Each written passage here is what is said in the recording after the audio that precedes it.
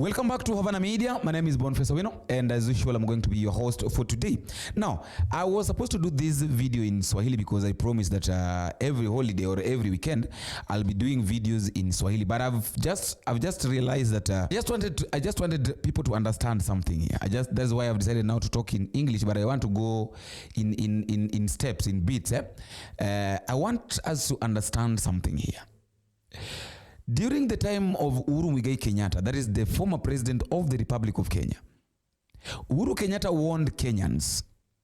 He warned Kenyans about William Samoei Ruto. But who are we Kenyans? We assumed that Uhuru Kenyatta was against William Samoei Ruto, that he didn't want William Ruto to become the president because of maybe the beef that they had. We assumed the president, even the people from the mountain, were warned. They were warned. And they were told that this guy is not the person whom you think he is. I've worked with this person for 10 years. I know who he is. I know what he's capable of doing. So please, avoid this person in any way possible. But who are Kenyans? The problem with Kenyans is that where you are trying to tell them not to go to, that is where they go to. The person that you're trying to warn them not to associate with, that is the person they find very easy to associate with. And that is what happened when Uhuru Kenyatta was telling us about William Samoei Ruto, that this person is not the person that you think he is. That is the person that we went to. We thought that this is the only person that can rescue us. That is it. We thought that maybe there is something that Uhuru Kenyatta knows, that maybe Uhuru Kenyatta has done, that maybe he thinks that if we elect this person is going to expose his wrong deed, and therefore he will hate him forever. But we did not know. As the saying goes, that in Swahili there is a saying that goes that palipo na moshi hapakosi moto. Now, yesterday, for those who watched Rigathi Gachagua speaking, Rigathi Gachagua talked about assassination, an attempt assassination, twice. Rigathi Gachagua talked of assassination, that William Samoei Ruto has been planning to poison him. William Ruto has been planning to kill him through food poisoning. Before I talk about Rigathi Gachagua, I want us to take ourselves back from 2019, 2020, the plan of the assassination of Uhuru Muigai Kenyatta by William Samoei. This is something that is true. This is something that has been on record, that is on record, that no one can go against it. That even the people from Uganda were sent, came to rescue Uhuru Kenyatta when he was being assassinated. Even Raila Amolo Odinga stood by Uhuru Kenyatta when William Samoei Ruto was trying to assassinate him in Kisumu on a plane crash. Kama wewe uko na ndugu yako, uko na rafiki yako, na yeye anataka kuweka chini akuangushe na ndege mara mbili, utamsamea? Nitoboe? Utamsamea? Rais alikuwa anatoka Kisumu ya kwanza. Rais alikuwa anaenda America through Dubai, ndege karudishwa Kenya, alikuwa anataka kuangushwa chini. Na sisi tunacheka tu. Watu wa Sendro, nataka kumwambia siku ya leo, nikimalizia, nyinyi ni marafiki zangu, lakini nyinyi ni wengi. Msipokuwa pamoja, mutapigwa mshale ambao mtapona after 50 years. Livondo tosha sasa. Mmesikia? Livondo tosha. Mmesikia? Tosha. Msikia hivyo? Ni nani alikuwa anataka kumaliza kijana wenu? Asanteni. But then he was working I think he was working under Uhuru Kenyatta. And he warned the people from the mountain mostly that this person has tried so much to kill the president of the Republic of Kenya, that is Uhuru Kenyatta. And you want us to trust him. He even asked Uhuru Kenyatta that you still want us to trust this guy. This person have been trying so much on how he can kill you. How can we trust him? I want us to listen to this guy, and then I come back so that we can continue this discussion. So that now I bring you the clips of yesterday. The way Gachagua was talking about the plan of his assassination by the president. Listen to this guy.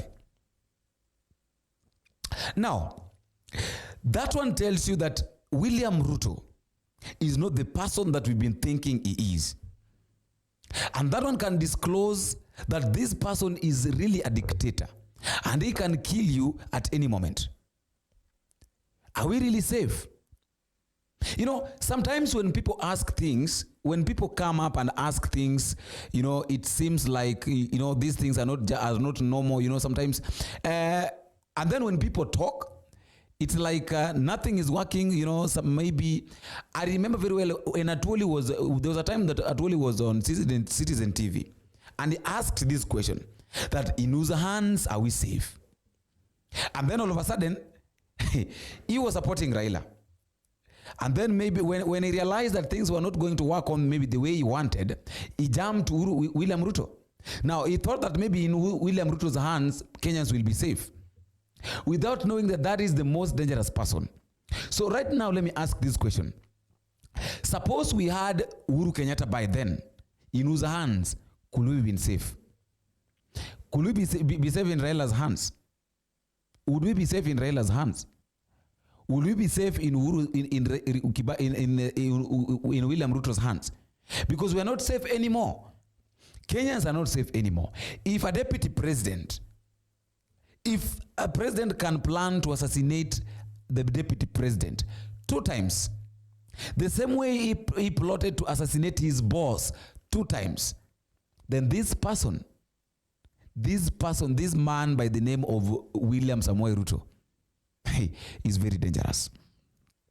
And let me say this one for free, that if Kenyans are planning to deal with William Ruto, the president, if Kenyans are planning to deal with this man, this is the best time that this person can be dealt with.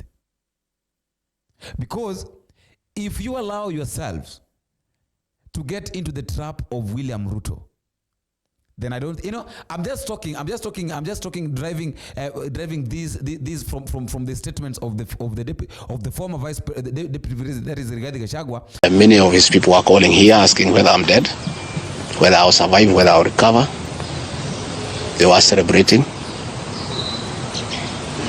It's the most unfortunate thing that has ever happened in this country. That you can be so vicious to a man who helped you to be president. And the crime of this man, telling you the truth. Don't evict people without compensation, Mr. President. Mr. President, don't overtax people. You are killing them, you are killing their businesses. Don't force a housing program on people. If people do not own these houses, don't force them. My only problem with the president is just being truthful, because nobody else can tell him. The framers of the 2010 Constitution wanted a deputy president who is elected as a buffer who can stand for the people. The charity we are being treated for, 2, is get rid of an elected deputy president and appoint a control freak. A fellow you appoint who cannot ask a question, who cannot say anything.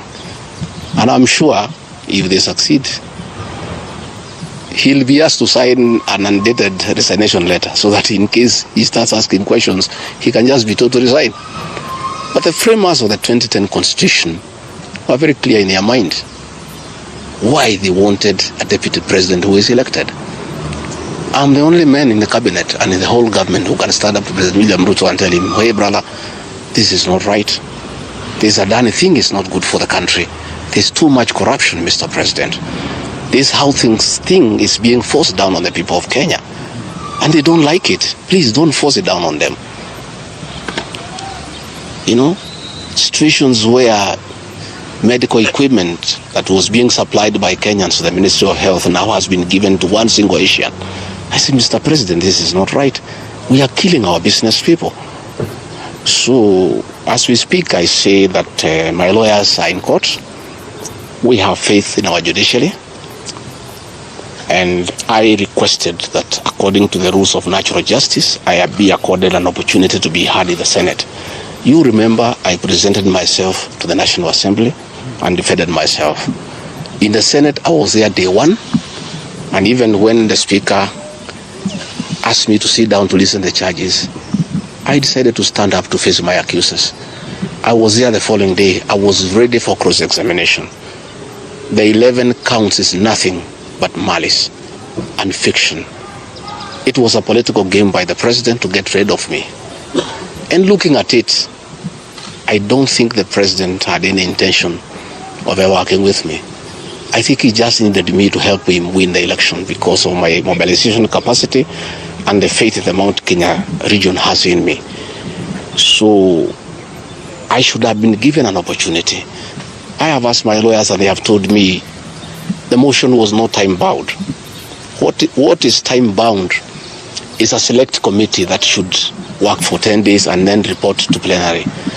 That committee was never constituted. So this matter should have continued and waited for me. I was ready for cross-examination so that I answer those 11 counts one by one, and I'm sure had I been given that opportunity, I would have persuaded the senators otherwise. I was not given that opportunity. When you look at the speed at which Rigathi Gachagua is being hounded at office, it's like the story of Simon Makonde. You remember that story? One who died, who was born on Monday and by Sunday was buried. The kind of efficiency that has been exhibited in hounding Rigathi Gachagua out of office, if this efficiency was being exhibited in the management of the affairs of this country, Kenyans would be very happy. What is the hurry? The framers of the Constitution gave the president 14 days to look for somebody to replace the deputy president. It gave Parliament another 60 days. That's a total of 74 days. Why is a job that was prescribed by the framers of the Constitution to be done within 74 days is being done in half a day? You must ask yourself that question. I think it's being hurried to circumvent justice to avoid the courts of law from interrogating this matter and making a decision. The courts told us they don't want to interfere with the process, to let the parliamentary process get finished and then go to them. We have gone to them now. It's over. The courts will interrogate the process and make a determination. But I ask, let the president obey court orders. Through a court order, Rigathi Gachagua is deputy president. Why doesn't he have cars? Why doesn't he have security? Why has his office been made dysfunctional? I think it's very important. But finally, I want to tell the people of Kenya that I don't feel safe. And for the first time, let me say that on 30th of August in Kisumu, undercover security agents entered my room in Kisumu and bagged it. And one of them tried to poison my food. But we detected it and we were able to escape the scheme. I was supposed to be killed through poisoning. On 3rd of September in Nyeri, another team from the National Intelligence Service came to Nyeri and tried to poison food that was meant for me and Kikuyu Council of Elders.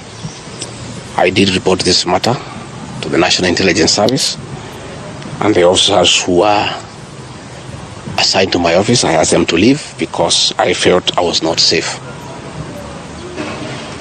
After the 2 attempts to assassinate me through food poisoning failed, it is when this impeachment motion was hatched. When my security was withdrawn here, officers from the National Intelligence Service have been hovering in every room, in every compound here. A lot of people talked about William Ruto plotting to assassinate the former president. That's Uhuru Kenyatta. This guy by the name Stanley Livondo, I'm just talking about these based on the statement that were made yesterday by the Gachagua and the reference that I've gotten from Livondo, from Stanley Livondo, talking about the plan to assassinate the president by the deputy president back then, and right now Rigathi Gachagua exposed that the president of the Republic of Kenya, Dr. William Samoei Ruto, was planning to kill him. And this thing has been happening for the past 1 year. That is according to Rigathi Gachagua, that William Ruto has been planning to kill him for the past 1 year. And then after the failure, that is where now he came up with the idea of the impeachment. So in short, he wants to get rid of Rigathi Gachagua completely. After all, guys, that is all I have for today. Let me also know what you think in the comment section. But just a reminder, please, if you're for the first time, don't forget to take a minute, click the subscribe button. You can also like, share, drop me a comment and tell me what you think and where you're watching this video from. Until we meet again in the next video, if it is possible, I've been your host, Boniface Owino. Bye-bye.